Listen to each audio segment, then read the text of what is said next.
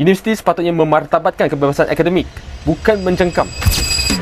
Saya dimaklumkan bahawa satu aktiviti tontonan bersama dan wacana anjuran mahasiswa yang sepatutnya diadakan di dataran Dewan Tunku Chancellor malam tadi telah diganggu oleh pihak keselamatan kampus.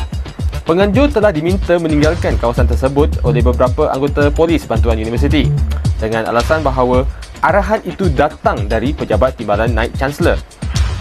Perkara ini amat membimbangkan meskipun bukan sesuatu yang baharu. Dalam tempoh kebelakangan ini, beberapa forum ilmiah anjuran mahasiswa juga telah dihalang daripada berlangsung di dalam kampus pada saat akhir tanpa alasan munasabah. Tindakan-tindakan seperti ini adalah bentuk sekatan yang mengekang kebebasan bersuara, kebebasan akademik dan hak berhimpun secara aman.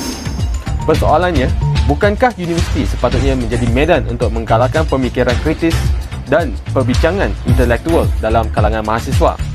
Apa sebenarnya yang ditakuti oleh pihak pentadbiran universiti sehingga perlu menyekat wacana dan aktiviti ilmiah yang dianjurkan secara aman oleh anak muda? Saya berdiri teguh bersama mahasiswa dan mahasiswi dalam menuntut 3 perkara berikut. 1. Pihak universiti menarik balik garis panduan baharu yang mengekang aktiviti mahasiswa. Kedua, mengadakan sesi dialog terbuka bersama wakil pimpinan mahasiswa untuk mencari titik persetujuan bersama. Ketiga, hentikan birokrasi yang membebankan serta mengembalikan mandat kepada badan mahasiswa yang dipilih secara demokratik. Universiti bukan penjara minda. Ia harus menjadi ruang yang subur untuk pertumbuhan ilmu, idealisme dan demokrasi.